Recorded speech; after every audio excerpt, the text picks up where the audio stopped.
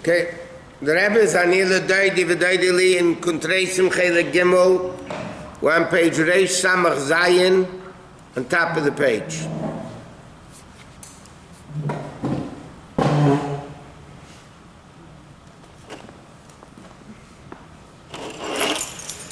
Okay, the last thing the Rebbe is explaining over here is there's Yer Tata of Elul, there's the higher level of Yer of Rosh Hashanah and Kippur.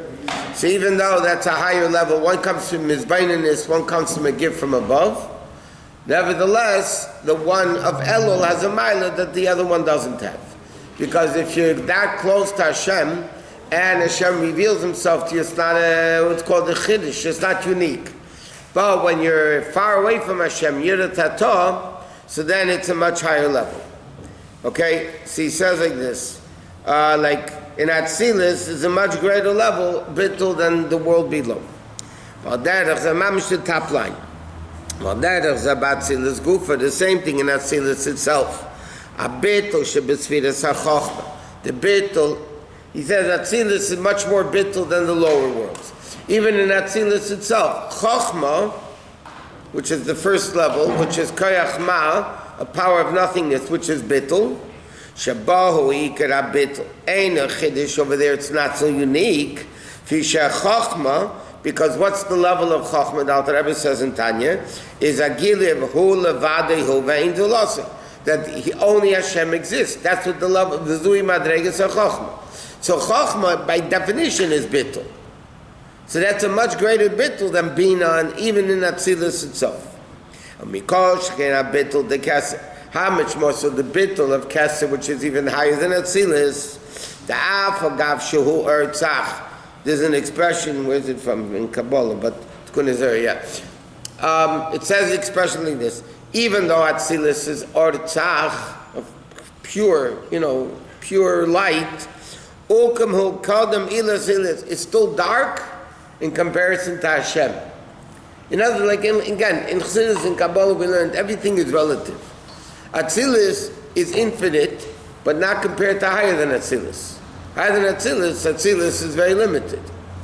So you have also the bittul of Kesed, even though it's even higher than the bittul of Atzilus, but compared to higher than that, it's also nothing. The Pirish Ukam. What does Ukam mean? Kesel beBittul, which is the Kesel represents Bittul, meaning K'meimara Shachar, like a black appearance, Sheina Gavaya Neged Mara Lovin. That's not as, just in optical illusions, white looks higher than dark. Okay? So he says, so what does it mean that Atzila Kesser is Ukamhu? It means it's nothing, it's Bittul. The Gabi Orin Tov Shalamayla Kesser Ilas Ilas. She'ain a Chiddush, therefore it's not a Chiddush. Mikiv and Shekesser Masik. Since Kesser understands. Shube'en Erech Le Gabi Orin Tov compared to Alukos. In other words, like this. The greater the level, obviously it means the more bittul there is. That's what makes it greater. It's closer to Hashem.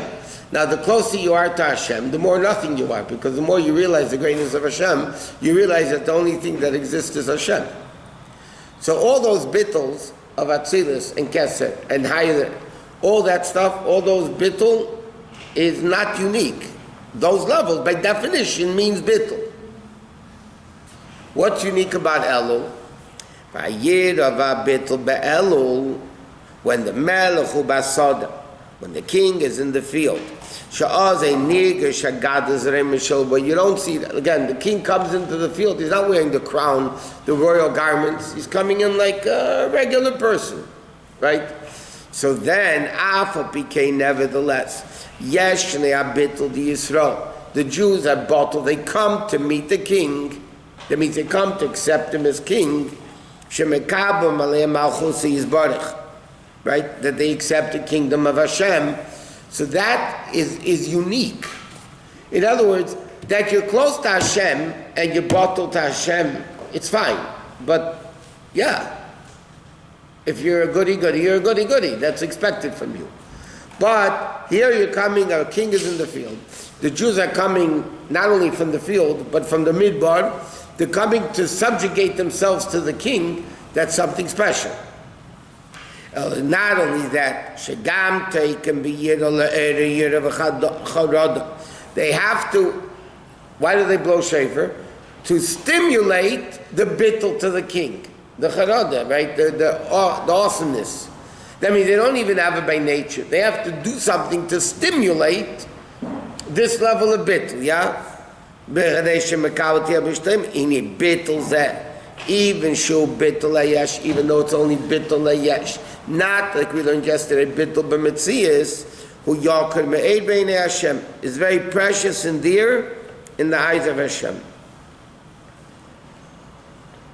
In other words, like we learned again, yesterday we learned this also. When a person does something unique, special, it's a much greater level than what's the day-to-day nature. Elukus by nature is batel. Chachma by definition is batel. Kesed by definition is batel. So therefore, those levels of bittul are nice, but it's not something unique. When somebody comes on a low level and subjugates himself to Hashem or to the king, so that is a chiddush. And something which is new and unique is very, very precious in the eyes of Hashem. The Yeshleimad, and not only that, you could say, the enjoyment of the king. That's the level why a Baal Tshuva is higher than a tzaddik, because a Baal Tshuva is unique. A tzaddik is S-O-S-O, same old, same old. So a Baal Tshuva is unique. He's going from one extreme, the Rambam says, yesterday he was far away from Hashem, and today he's very close to Hashem. And he says not only that, when the king sees Sheyetz and the Krasi Lekabel Pan Kabbalas Malchusei, B'Yesi Basoda, and then even not only from the level of the people, from the king's perspective, the fact that people from the desert are coming close, even adds to the king greeting them nicely. Because the king, so to speak, is excited when you have somebody, to use today's language, OTD, off the dead, OTD, yeah, off the derech, yeah, and they come back. By the parent, it's a much greater enjoyment that they came back than somebody who was always on the derech. So by Hashem, by the king himself, is happy that these people, it's not an ego trip from the king, by the way. It's beneficial that the person accepts the jurisdiction and the control of the king, the majesty of the king. It's not for the king's sake. It's for the people's sake. The king is happy that the person is coming back. So even the king gets greater pleasure from this, and when he gets greater pleasure from this, he's going to show us more smiley face and more, looseness and closeness and so on. Yesh lahaysev, and you can even add, the Amayla sheyirav habitul de Elul, gabi yirav habitul Rosh Hashanah, is not only in the chiddush, the uniqueness of it, that something far becomes close, ela gam be'inyan habitul. The bittul is a much greater level. Why? A bittul she'edei gilui, the bittul of Rosh Hashanah Yom Kippur, right? Hashem reveals himself, so that causes awesomeness, right? Kiven shabitul b'nei shemakir u'margish o'ili da gilui. What is the bittul? Let's say Rosh Hashanah Yom Kippur, Hashem is revealing himself, and I feel the gilui, and therefore I'm batel. Because I feel the gilui, which causes me to be batel, there's still a me involved that's feeling it to become batel. It's like the Alter Rebbe says in Tanya, you can have the highest level of ava. Oyev Hashem ba'ava b'tainugim. You can have the highest, but yesh mi shoev, there's still somebody who loves. I love. There's an I that's loving. So there's still, it's not the real bittul. Yira is a much greater level of bittul. So he's saying the yira, the fear of Hashem, that comes from Hashem revealing Himself, and I feel that revelation, and therefore I feel the awesomeness and the greatness of that revelation. That's not the same level of bittul that yira has in the distance, because then you're not feeling anything. No, yira means you don't feel. You say and all the time. Who is saying that? It's not because I understand it. We don't understand, we don't feel it. You understand Eined Mulvadi? Yeah, you're going to get the tzaddik award. You're going to get that big chair, we're going to bring it back, you know. You can sit on it. Rabbi, I thought the Ahava is higher than Yira. Ahava is higher than Yira, but in that one aspect. But bittul is greater than Av. Each one has its advantage and disadvantage. Without bittul, you have nothing. If you're full of yourself, Then you're not bottle. you can't get anything. Yeah, but he's not speaking somebody who's full of himself. We're talking about, because of the Gili of Atzilus, a person that's in the world of Atzilus. Yeah? A Rabbi in the world of Atzilus. Constantly. So their bittul, they feel talukus. Because they feel that level of Kedusha. Well, there should be a body to do a modim. If there is no body, how can you do modim? The neshama doesn't do maidim.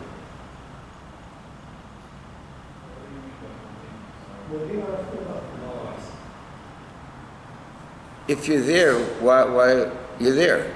The neshama is there. In Gan Eden, the neshama, they say Kodesh, Kodesh, Kodesh. The malachim. The neshamas don't say. What? Of what? To be so bought to that. That's avodah. We learned the other day. We mentioned there's bittul yashim, bittul mitzias, right? Level-wise, bittul mitzias means whatever you want, I'm doing because I'm bottled completely to you. But it's still me. It is the body of me that's doing what he wants. But what does bittul mean by definition? There is no me. There is no me. There's no me, Right. There's a bunch of guys, probably not true, but a bunch of guys talking about how much bittul they are. So another guy, it's dumb, a guy walks by and he says, no, I'm also bittul. So they say, hey, look who thinks he's bittul. I mean, but how the bittul of feeling something is much greater than the bit, and it's not as great as the bittul of not feeling anything.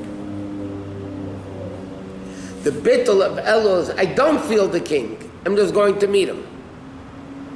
I'm not going to see any great revelations of the king.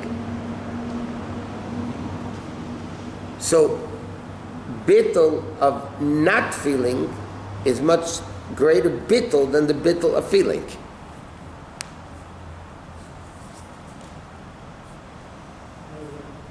You get older, you'll understand.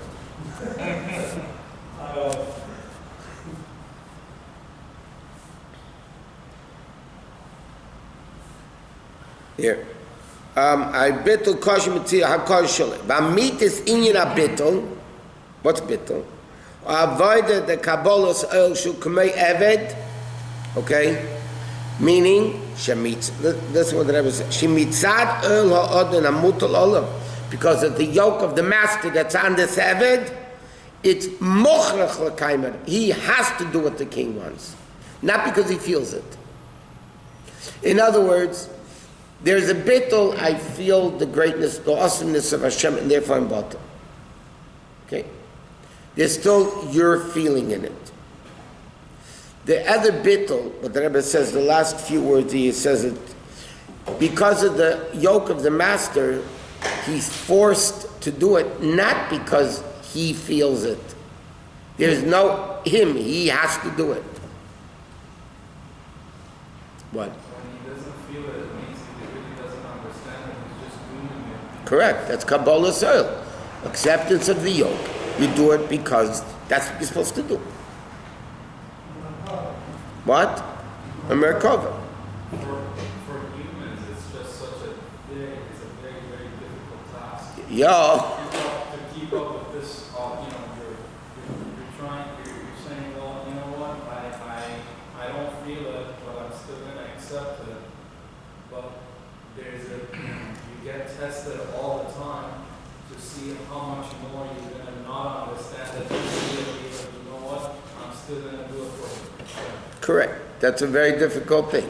Yeah. So if somebody, But what happens when that happens? I mean, it's a greater level. What happens when that happens? The person, instead of being a finite human being, as a creation, he becomes a partner with Hashem in creation, which means an equal. Gemara's expression, you become a shutaf l'Kadosh Baruch Hu, you become a partner with Hashem in creation. So if the purpose of creation is dira b'tachtenim, and dira b'tachtenim, the only way we create a home for Hashem is if we don't exist, because if we exist, then it's us, then there's no room for Hashem. So then what happens through that is that the limited human being becomes an infinite creator. So if you think about it, as much work as it is on a finite level, but the accomplishment is an infinite accomplishment. It's not like you work, okay, and then you make $1 billion. Officially, it's an accomplishment. Yeah, you make some sugar, but it's an accomplishment. But $1 billion is only 1 billion times 1. It's a limited amount. Years ago, people used to say 1 million. I mean, today 1 million is nothing. 1 billion, soon 1 billion is nothing, trillions. But the point is, when a person does this and they reach an accomplishment of infinite, that's an ultimate accomplishment. So no matter how hard it is to do, it's nothing in comparison to the gain of it. Basically, you're connecting. The more you don't understand it, and you still do it, you connect yourself with the essence of infinity, basically. Correct. And then it's beyond. At the same time, Hashem wants us to understand it. Because we have a brain, he says, use it. You know, the highest faculty of a human is a brain. So Hashem said, I want the brain to be connected to me. But that's only post the premise that we're doing because Hashem said so, not because I understand. Because once you start doing mitzvahs only because I understand it, and if I don't understand it, I'm not going to do it, that means it has nothing to do with God. It only has to do with you. It's like, but you know, in Hebrew it's called Jews that are Masorati. In English it's called traditional Jews. Definition of traditional Jews is you pick and save. This mitzvah I like, I do it. This mitzvah I don't like, I don't do it. That's the definition. No, that's the if you think about it, that Yiddishkeit has nothing to do with religion. What I like, I do. God has a good idea. I like it. You know, I'm going to do it. There's nothing to do with God, nothing to do with religion. If I do it because Hashem said so, so what's the difference if I like it or not? I don't like it. I'm doing it because Hashem said so. If I'm doing it because I like it, then, you know, it's like I like chocolate, I like ice cream, I like sports, I like movies, whatever, I like it. So then you're not doing, it's nothing to do with Yiddishkeit. It has to do with you like, you do, you don't like, you don't do. Well,